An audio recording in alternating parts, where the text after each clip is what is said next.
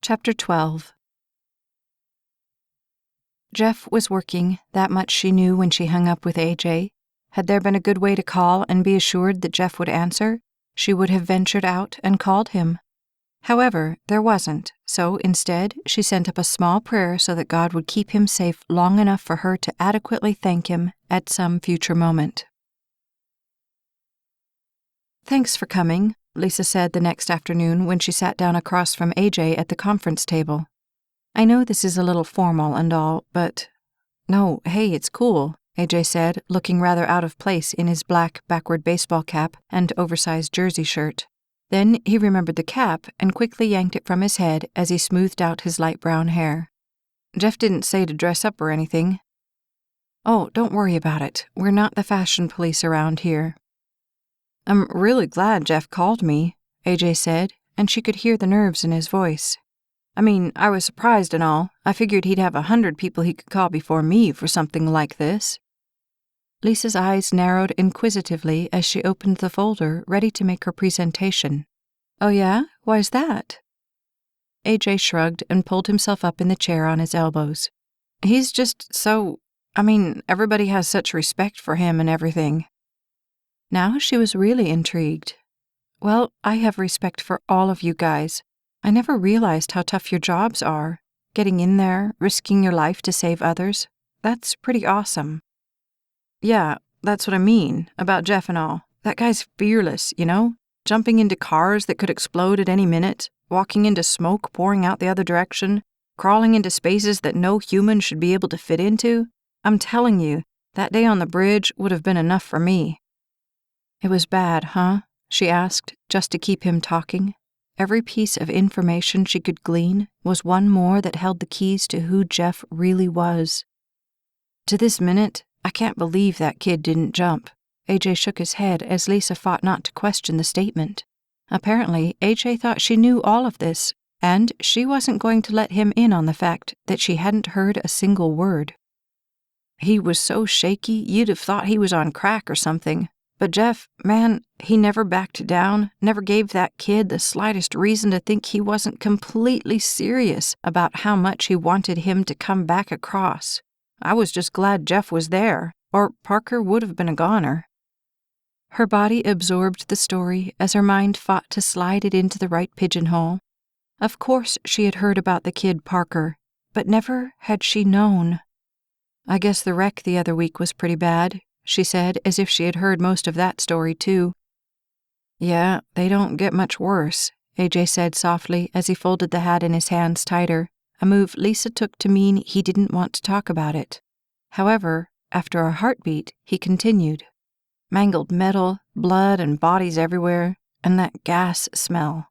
He stopped and looked at her with soft golden bronze eyes. "I try not to think about it much. It can get to me sometimes." Tenderness for him, for them, seeped through her. I'm sure. The more she looked at him, the more she understood. It's hard to care that much and never have a guaranteed outcome. It's hard to care that much, period. He took a breath and exhaled. But if it means somebody's life, I guess that's a trade I'm willing to make. I'm just glad I've got people like Jeff out there to watch my back. I'm telling you, he's the definition of a hero in my book." "Yeah," she said softly. "Mine too." As soon as AJ left, Lisa picked up the phone and dialed Jeff's number.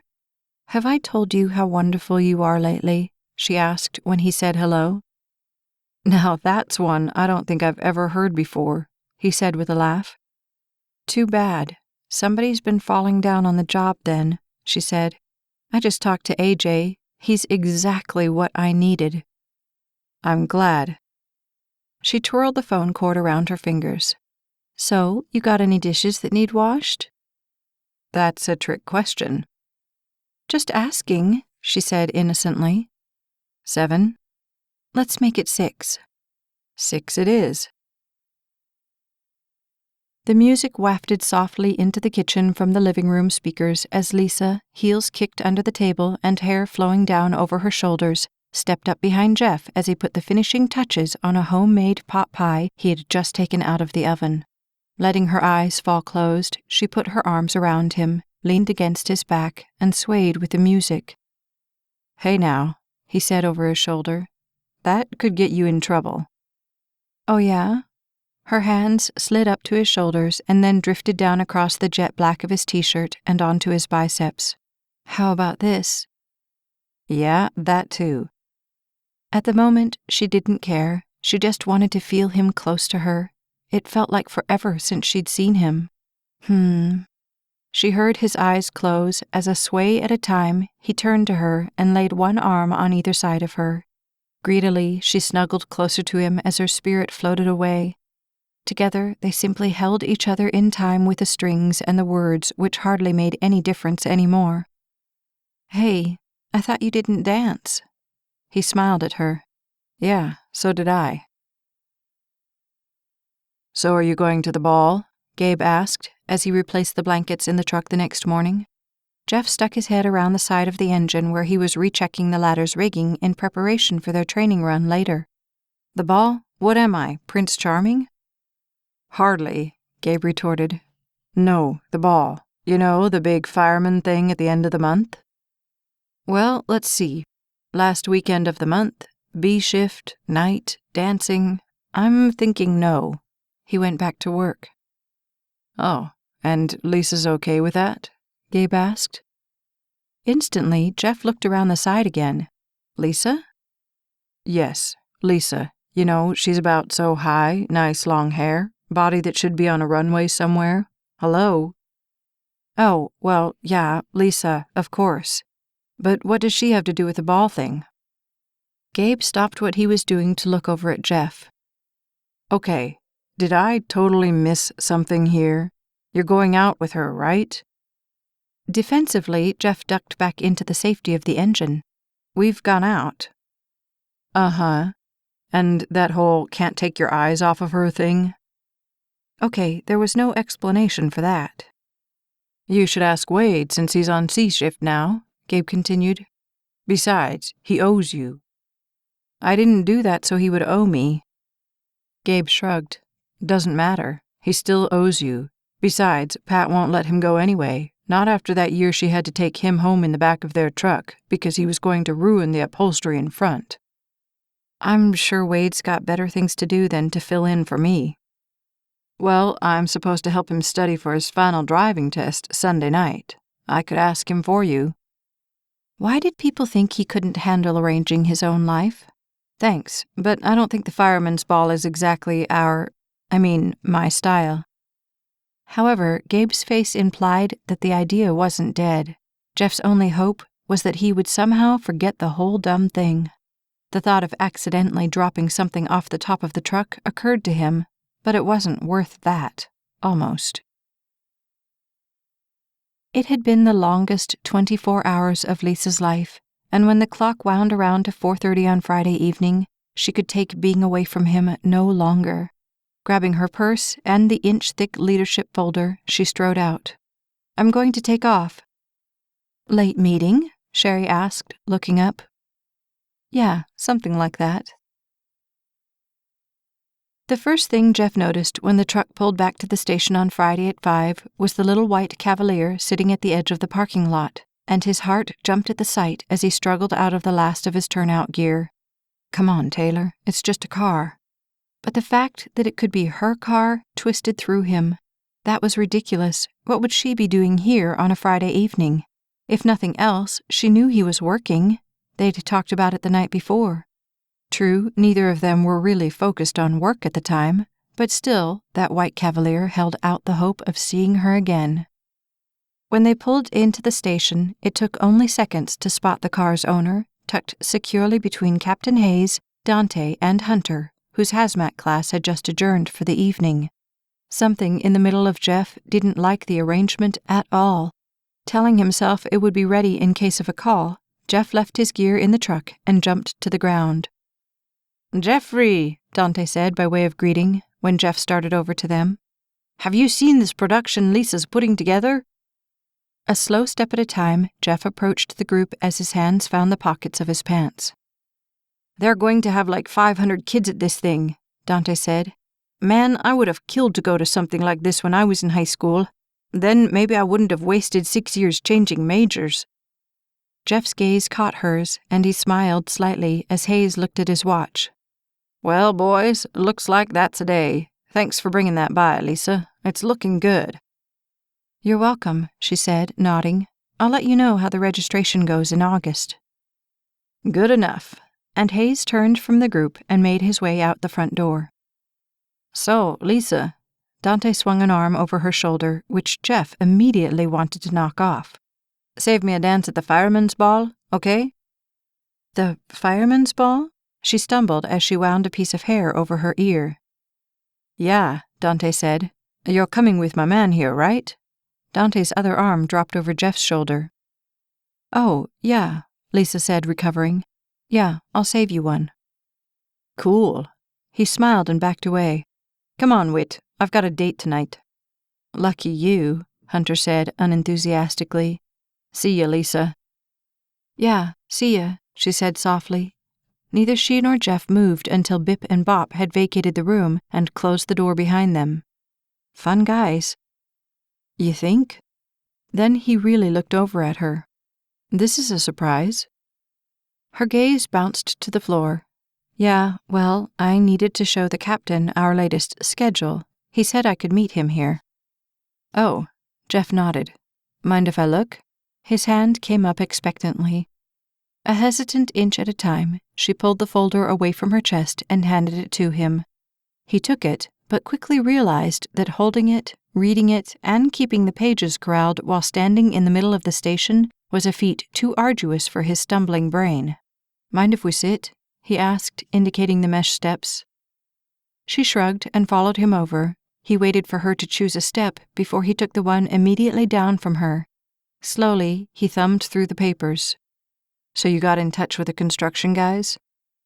"Confirmed this morning," she said. "And the travel agency?" "I'm meeting with the owner on Monday, but she sounded excited about it." He examined the paper with the master schedule, and one entry dropped a lead ball into his stomach. "What's this computer one?" "Oh, that's something the Cordell Board of Directors came up with. I figured it was a good addition." "Sounds good." Wishing he could brush his feelings away as easily, he slipped that paper away to read the letter she had sent to the superintendent and principals. Top-notch, as always. Hayes sounded impressed. "Yeah, at gunpoint," she said with a laugh. "Your friends didn't exactly give him room to sound anything less than enthusiastic." Sliding to the side, he leaned against the wall even as he continued down through the file. "You know who would be good?" "Who's that?"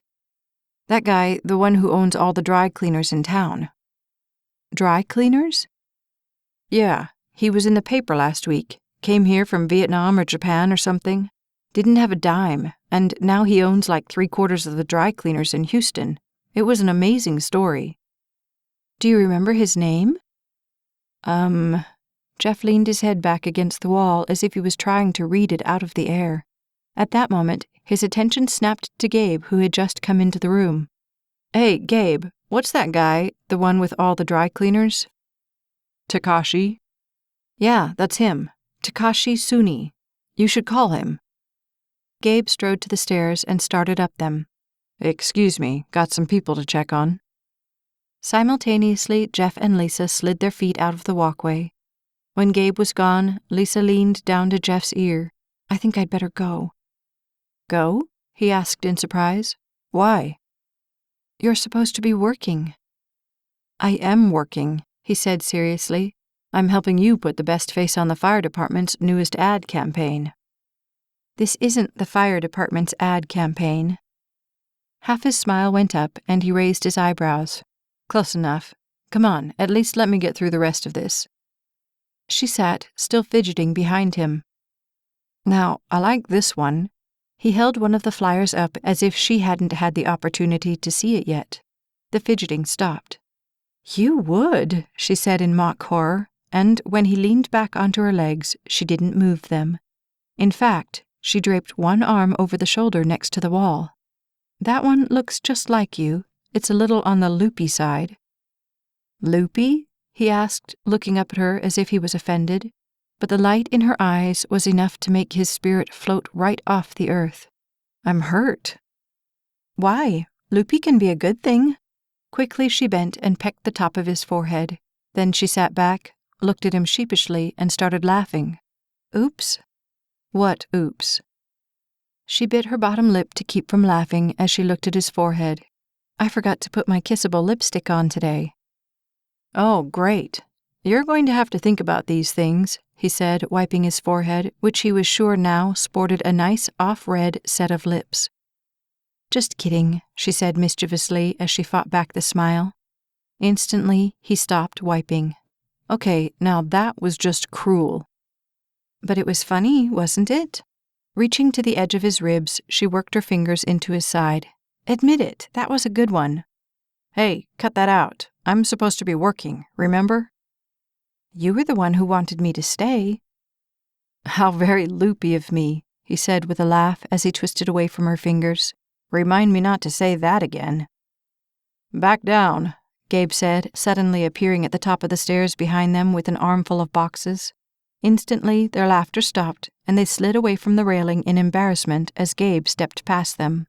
Sorry. When he was gone, Lisa smoothed her skirt and pulled herself up. I really should be going. As she stepped past Jeff to the next step down, he carefully folded the pages into their home and handed the stack back to her, pulling himself up as well. I'll see you tomorrow. My place or yours? Better make it yours. My fridge is empty. Mine it is then, she said. With a quick check to make sure they were alone, she tiptoed back up to him and caught his lips with hers. Then she backed up with a wink. Take care.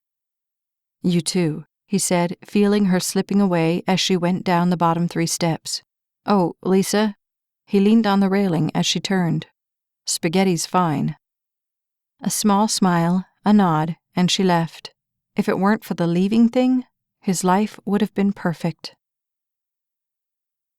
The wail of the alarm jerked Jeff's attention up from the television 15 minutes into the 10 o'clock show the next Friday night, and he was on his feet. Time to go to work, Gabe said, swinging out of his chair and following Jeff to the truck. When the truck screamed around the last corner, it was a relief to not see flames or smoke. However, Jeff wondered at the exact nature of this call as he and Gabe jumped from the door and ran up the sidewalk. The door opened before they knocked, and a frightened young woman, barely more than 20, stood there in near hysteria. It's the baby, I can't get her out. Okay, calm down, ma'am, Gabe said slowly. Where is she? Upstairs, in the bathroom. Jeff pushed into the house, fighting to get his bearings, just as a cry from up the stairs met his ears. 6 strides, and his legs were carrying him up the stairs. How long has she been in there? I don't know, 30, 45 minutes. I tried to get it open, but I can't find the key, and she's been screaming and screaming. The mother followed them up to the 2nd floor, where Jeff banked and met up with the door from which the screams were emanating. Carefully, he laid his hand on the door, willing the knob to just turn, but it didn't. He bent down and examined the knob. I didn't think she could lock it, the mother said. What kind of lock is it? Jeff asked. It's one of those turn kind, where the inside of the knob turns. I didn't think she knew how to work it. Was there any water running? Gabe asked as Jeff inspected the knob. No, I'd almost started it when the phone rang. I knew you weren't supposed to run water with babies. Hysteria was taking over her voice. How old is she? Gabe asked. Helpless tears streamed down the mother's face. Almost 2. What's her name? Jeff asked as the terrified screaming on the other side hit a crescendo. Alicia. Hey, Alicia, Jeff said in a soothing voice as he stood and knocked softly on the door. Hey there, my name's Jeff, and we're going to get you out. Okay, sweetheart? But listen, you're going to have to be a little patient with us. This might take a minute or 2. The volume of the screams decreased a notch. You must be a big girl to do something like this, he continued as his hand jiggled the knob, but it held fast. How are you at picking locks? He asked Gabe, who stood behind him. It's not my specialty. Jeff exhaled as the little screams escalated again. I'm going to need a screwdriver or something flat like that. Gabe turned to leave. You might bring a hammer too, just in case. He heard the gasp, and he looked over at the mother. It's okay. We can get in without hurting her. Gabe left. How big is the bathroom? There's a sink right by the door, and then the toilet and the bathtub. And there's no water in the tub? No. He nodded and bent back by the door. Alicia, sweetheart, how you doing in there? Sobs of fear, but the screams had dissipated. Yeah, I hear you. I'm not big on tight places either, he said. Listen, I'm going to need you to do something for me. Can you? He waited, pleading with God to do his part on the other side of that door. I need you to go over by the bathtub, okay? Can you go over to the bathtub for me? It was difficult to tell, but he thought the sobs moved. Here you go, Gabe said, holding out the screwdriver and the hammer. Jeff chose the screwdriver. Alicia, hang on, sweetheart. We'll have you out of there. He bent down to the door. Let's hope this works. Carefully, he fitted the end of the screwdriver into the notch on the knob, but with little light to guide his hand, it slipped off and cracked into the door. Fear from the noise jumped out from the other side of the door out at him. It's okay, Alicia. It's okay. It's still just me. Hey, do you know how to count to 5? Tell you what, why don't you count with me? 1, 2. Fitting the screwdriver back into the notch, he turned it slowly, willing it to work the lock. 3, 4, 5. The door sprung open. Hallelujah. He stood and stepped back, knowing that a man in black boots and full fire gear wouldn't exactly be a calming sight for the frightened little girl. In half a heartbeat, the mother had the little girl in her arms and was kissing the top of her head and sobbing. Alicia, frightened and wary, stuck her thumb in her mouth as big teardrops shone in her tiny eyes, framed by a plethora of blonde curls. Hey, kiddo. Jeff cocked his head so he could look at her as he reached over and ruffled the soft locks. You had us pretty worried there, you know that? Through her tears, the mother smiled as she bounced the little girl in her arms. Tell the nice fireman thank you. Can you tell him thank you? The fear never left the little eyes. That's okay, Jeff said with a quick wink at the child. That's what we're here for. Although she was fighting the tears, it was clear they were winning as the mother looked at him.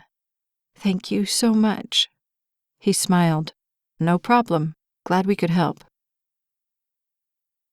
You know, Gabe said as he swung into a chair next to the one Jeff occupied when they were back at the station. I'm curious. About what? Gabe looked at him for a long moment as if deciding if he should really ask the question. I've been watching you, and I can't really explain it, but you always seem to know exactly what to do, exactly how to calm people down. Why is that? Jeff shrugged. Never really thought about it. The intensity of Gabe's gaze narrowed on him, and Jeff felt it to the core. It's like you know what they're thinking. It's like you've been where they are. How do you do that? I don't know. I guess I just think how I would feel if I was them. Slowly Gabe shook his head. It's more than that. It's like they can sense that you know, like they trust you completely the minute you start talking to them. I didn't know that was a bad thing, Jeff said, laughing even as his insides curled into a tight ball. I didn't say it was a bad thing, Gabe said. I just wish I knew how you did it, that's all. If I knew, I'd tell you. The words barely made it from his heart. Yeah, Gabe nodded and stood. Well, if you ever figure it out. This has been To Protect and Serve, Volume 1 of the Courage series. Written by Staci Stallings, narrated by Becky Dowdy. Copyright 2012 by Staci Stallings. Production copyright 2014 by Staci Stallings. This has been a Braveheart Audiobooks production. You don't want to miss what comes next. Like and subscribe to the Staci Stallings YouTube channel so you never miss a second of the story.